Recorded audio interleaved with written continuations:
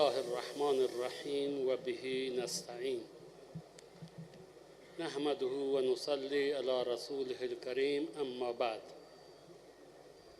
قبل از همه این مناسبت میمون و عید مبعث را خدمت همه حضار تبریک عرض می کنم. هرچند که مبعث رسول گرامی صلی الله علیه و آله و سلم در تاریخش اختلاف نظر وجود دارد، تقریبا 3 تا 4 دیدگاه و قول وجود دارد، اما اون چی که برای ما مهم هست خود بعثت و ذات گرامی حضرت صلی الله علیه و آله و سلم هست. با توجه به اینکه وقت محدود هست و عزیزان سخنران زیاد هستند و بهتر از ما صحبت خواهند کرد، عرایضم را به صورت کوتاه و فشرده عرض می کنم. موضوعی که برای من بنده در نظر گرفته شده وحدت امت اسلامی، چالش ها و فرصت ها. در ارتباط با وحدت مطالب زیادی در سالهای طولانی به طور مستمر به سمع شما رسیده، گفته شده. همه مخاطبین اطلاع دارند از مزایای وحدت و از تبعات منفی اختلاف و تفرقه. من به یک آیه کوتاه اینجا بسنده می کنم. الله تبارک و تعالی در کلام پاکش می فرمایند: اعوذ بالله من الشیطان الرجیم، ان هذه امتکم امة واحده و انا ربکم فاعبدون. علما اینجا می فرمایند که 2 واژه به کار رفته. ان هذه امتکم امة واحده و دومی انا ربکم فاعبدون. واژه اول و جمله اول که ان هذه امتکم امة واحده ناظر به وحدت کلمه هست و جمله بعدی انا ربکم فاعبدون این ناظر به کلمه توحید هست. مطلبی که توجه ما را به خود می طلبد و جلب می کند این است که توحید کلمه مقدم از کلمه توحید ذکر شده. بسیاری از مفسرین اشاره به این نقطه می کنند که این تقدم توحید کلمه بر کلمه توحید اشاره دارد به این مطلب که ما زمانی از برکات و خیرات و از مزایای کلمه توحید بهره‌مند خواهیم شد که توحید کلمه داشته باشیم. واقعیت هم همینه. امروز همه مسلمانان کلمه توحید را باور دارند، اعتقاد به کلمه توحید دارند، اعتقاد به وحدانیت باری تعالی دارند، اعتقاد دارند که یگانه معبود لایق پرستش الله تبارک و تعالی است.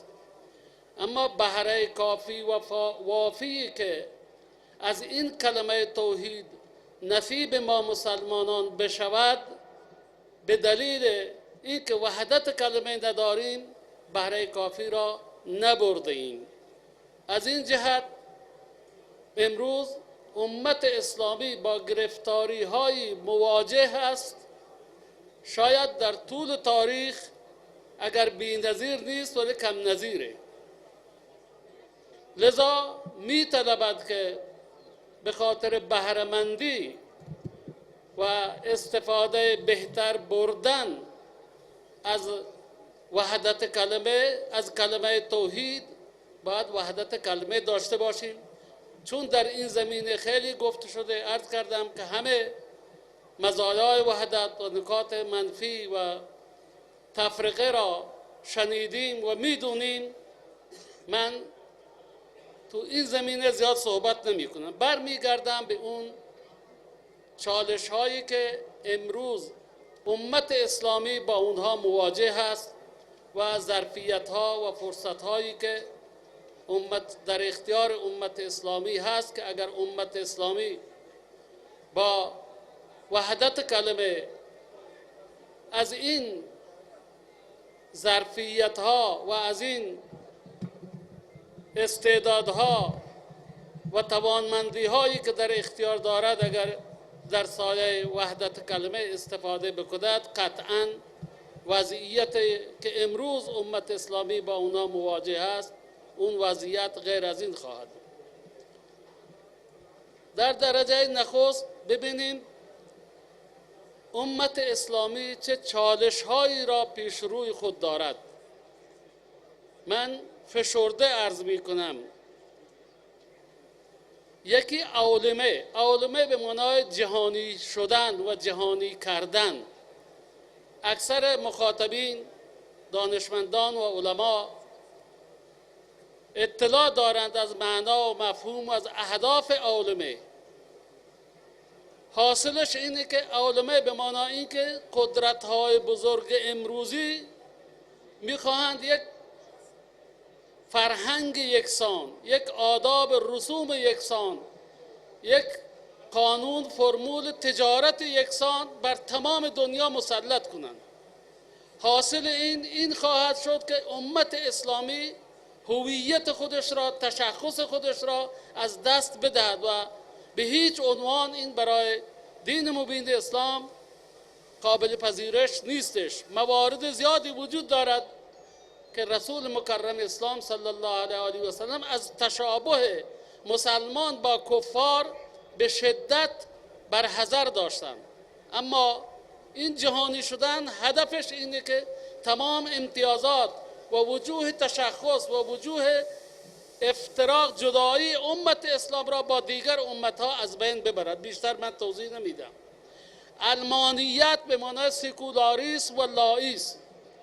حاصل اینه که دین را در حوزه شخصی محدود بکند و دین در مدیریت و سیاست جامعه دخالتی نداشته باشد. سر تا سر این دیدگاه متضاد با مبانی اسلامی هست. رسول مکرم اسلام صلی الله علیه و سلم وقتی که هجرت کردند در نیمه عصر رسالت دین وارد عرصه سیاست و مدیریت شد و قبل از پایان تبیین نظریه خود دین اسلام وارد عرصه سیاست شد و پیامبر صلی الله علیه و سلم اون حکومت را مدیریت کردند.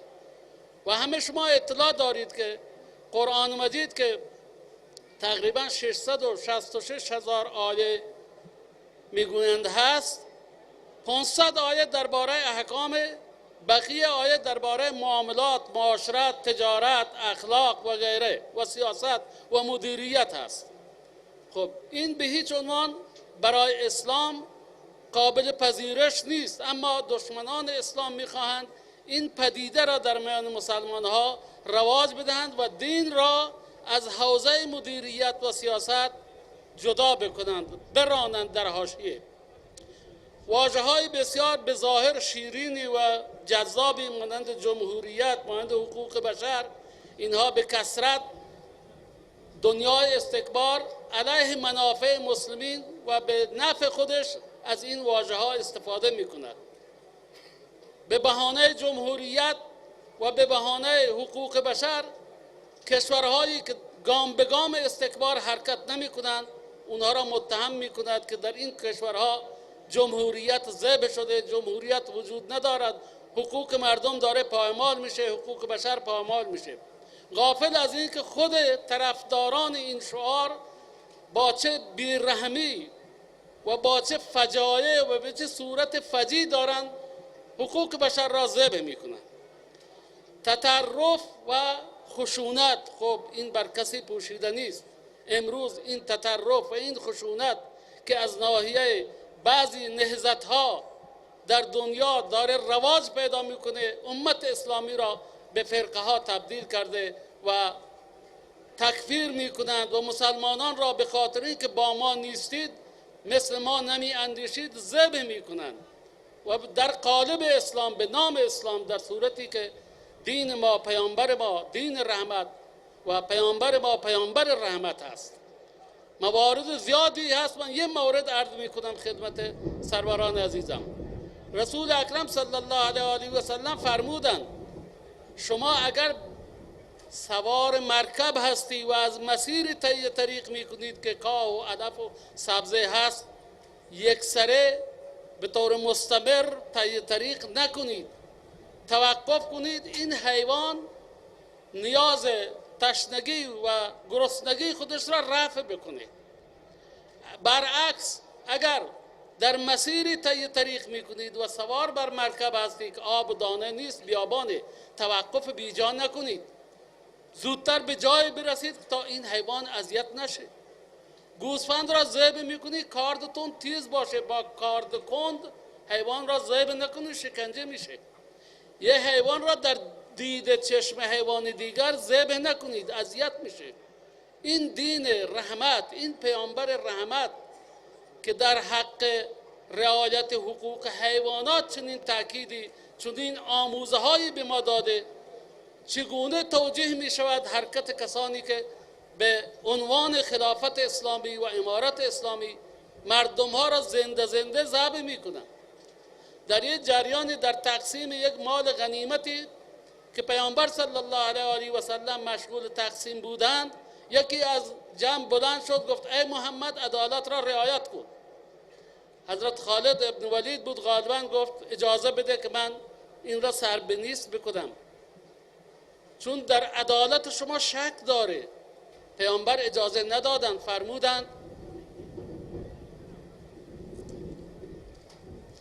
فرمودند که این اهل صلاته. بعد حضرت خالد گفت رب مسلم یقول بلسانی ما لیس فی قلبه. خیلی اهل نماز هستند که به زبان چیزی میگویند، در دل چیز دیگری.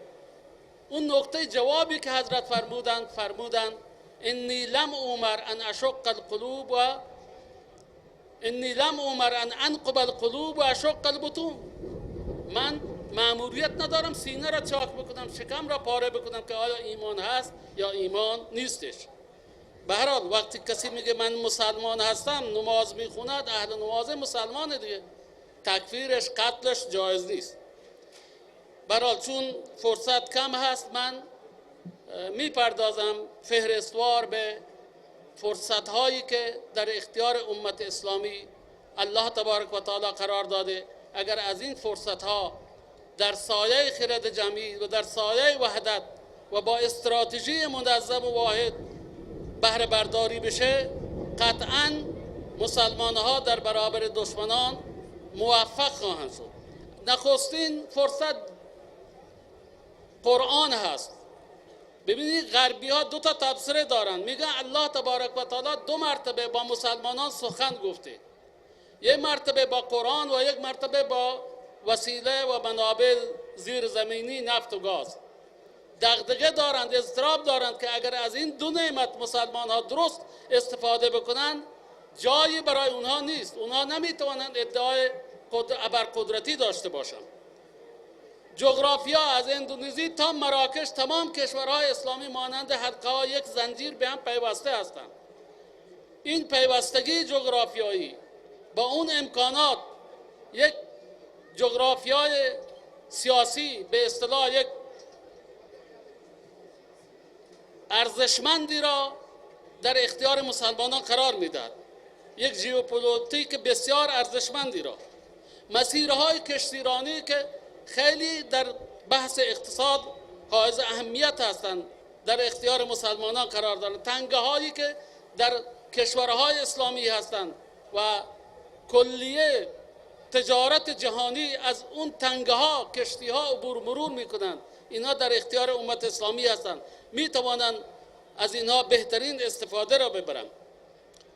منابع نفت گاز 40% نفت تولیدی و 72% نفت کشف شده، 30% گاز جهان در اختیار کشورهای خاورمیانه اسلامی هست. 31 میلیون کیلومتر مربع وسعت جهان اسلامی که تقریباً 22% کل سرزمین و خشکی زمینه، بیش از 1/3 کل قاره اروپا. خب این همه استعدادها و این همه ظرفیت‌ها و این همه ابزارها را استفاده بهینه نکردن یا اینها را در اختیار دشمنان قرار دادن، این یک گناه جمعی هست، قابل بخشش نیست. گناه را تنها ما محدود به تخلف از ظواهر شر نکنیم. تخلف از ظواهر شر هم گناه، اما گناه فردیه. ولی این همه امکانات، این همه ظرفیت ها را مهمل و عاطل و باطل قرار دادن یا اینها را در اختیار دشمنان گذاشتن و استفاده نکردن، این یک گناه جمعی هست که مجموع امت و مسئولین کشورهای اسلامی باید پیش پروردگار پاسخگو باشند. و السلام علیکم و رحمت الله.